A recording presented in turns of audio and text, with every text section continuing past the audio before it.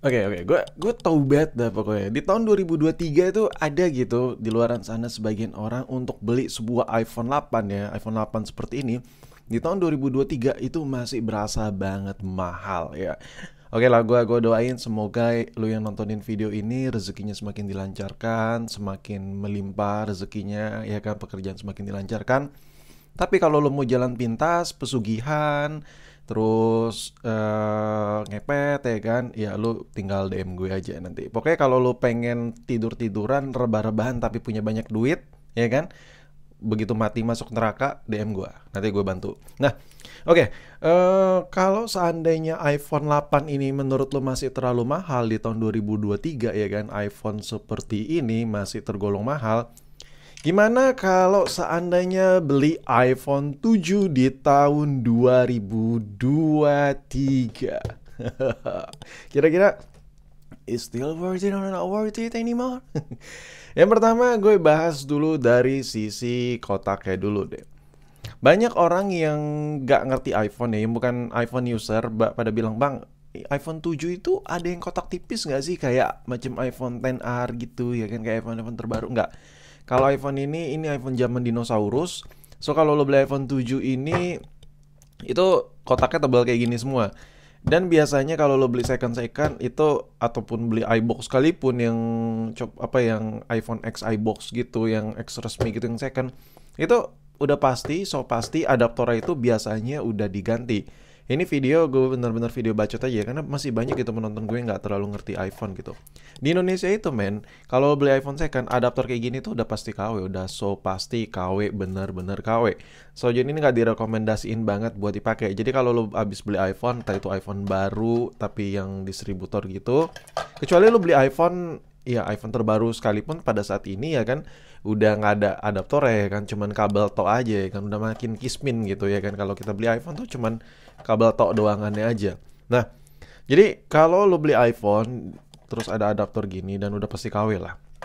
Apa yang terjadi kalau lo pakai iPhone lo tuh baterainya gampang kembung ya, gampang kembung, terus touchscreen-nya jadi bisa error karena arus yang masuk ke handphone itu nggak sesuai dan berantakan arusnya. Gue nggak perlu panjang lebar, agak ribet ngejelasinnya. Intinya dari sebuah adaptor ini itu ngerusak iPhone lo untuk pemakaian jangka panjang. Bisa IC-nya kena, IC charger-nya kena, bisa touchscreen-nya kena, otomatis lu ganti LCD, udah ganti LCD nanti kambuh lagi dan lain-lain. Itu banyak hal yang terjadi dengan adaptor KW seperti ini. Dan yang paling mengerikannya, ya lo bisa mati kesetrum habis itu masuk neraka.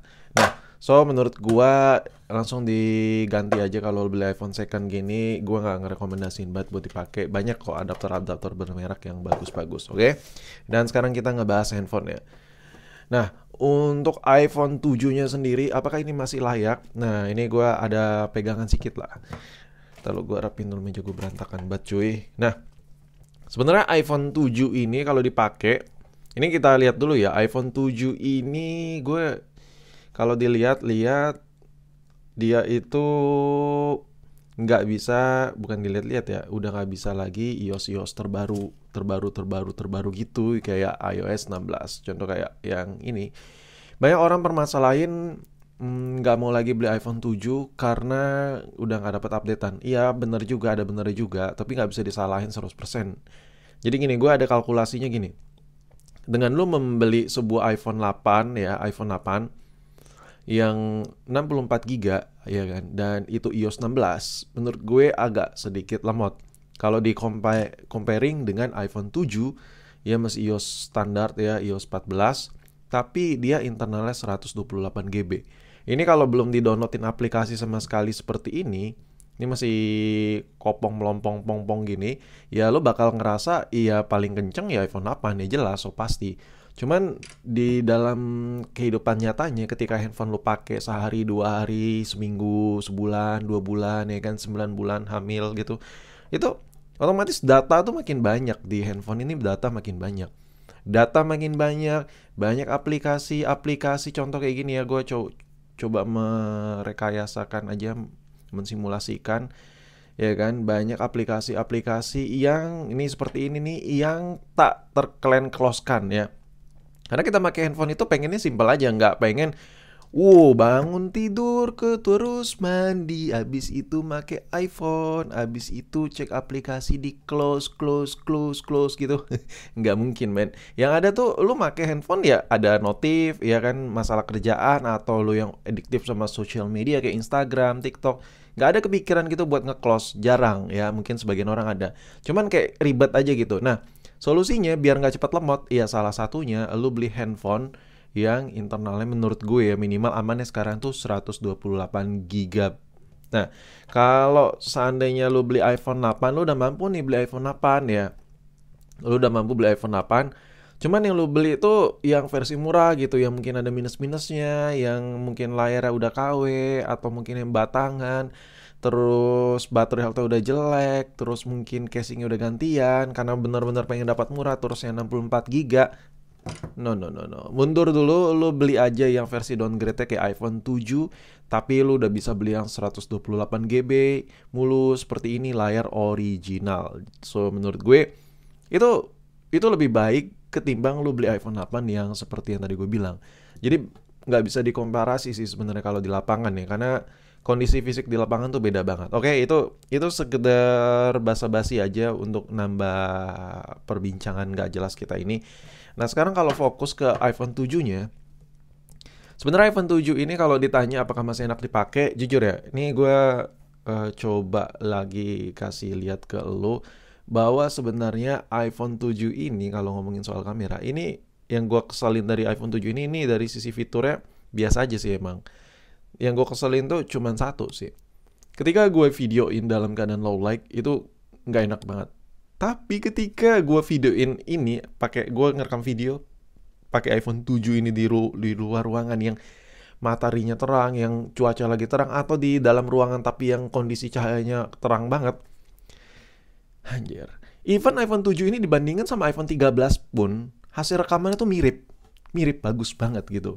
Cuman untuk low light ya, capacity low light itu jelek ya. Jadi ketika di mode low light, ketika ruangannya gelap atau lu foto malam-malam gelap-gelapan misalnya, lu ngajak cem-ceman lu ke sawah ya kan, lagi buat video 3G pic gitu, buka celana gitu, terus lu nge-record pakai iPhone 7, itu bakal burik banget cuy. Cuman ketika lu nge-record nge-vlog gitu misalnya di siang-siang terik, siang bolong gitu, lu coba bandingin deh sama iPhone 13 sekalipun ya. Itu hasilnya mirip gitu. Entah kenapa gitu. Makanya gue bilang ini kamera bagus banget gitu, kamera iPhone 7. Tapi dibilang bagus juga bisa jadi jelek banget karena capacity low light ya. So, jadi kalau lu seandainya butuh kamera buat konten kreator, mungkin menurut gue kalau lu kayak bikin video-video gak jelas kayak gue gini masih cincai lah pakai ini. Tinggal lu bagusin aja cahaya di ruangan lu, ya kan? Cahaya yang di ruangan bagus, sensor kamera iPhone 7 ini masih memadai banget buat dipakai. Menurut gue secara personal. Tapi dari sisi fiturnya nih kismin banget. Tapi slow. Kalian slow aja ya kan. Kalau dibanding sama Android yang fiturnya banyak, ini kamera sensornya masih lebih the best. Jadi nggak bisa dibandingin sama Android sekalipun ya. Even di Android yang harga 5 juta, kalau di record dalam keadaan cahaya yang memadai, gue lebih pilih iPhone murah meriah iPhone 7 yang harga sejutaan ini. Gok sih. Nah itu dari masalah kamera yang bisa gue bacotin di tahun 2023 ya. Nah kalau seandainya lu beli handphone ini, abang gue nggak mau bang karena dia rata-rata iOS-nya iOS jadul ya kan, udah bukan rata-rata ya, udah nggak bisa update di iOS 16, so nanti gue nggak banyak aplikasi yang bisa gue download. Men ini baru aja belum genap setahunan gitu, jadi menurut gue masih aman banget. Gue bisa mungkin dari feeling gue ya, iPhone 7 ini kalau lu pakai masih bisa nyaman setahunan. Kayak mungkin 2023 ini lu pakai setahun masih enak banget nih HP ya kalau buat pemakaian ringan ya. Kalau seandainya lo bang, gue pengen beli iPhone 7, pengen buat main game, pengen buat ngedit ya kan, terus lu pengen buat kerjaan juga, pengen buat pribadi juga, pokoknya full time gitu bang. Oke, jawaban gue pak, jadilah bom ini HP ya kan. Kalau lo pengen beli bom nuklir ya, lo beli aja HP murah kayak gini, terus lo mainin berat ya, otomatis panas tuh.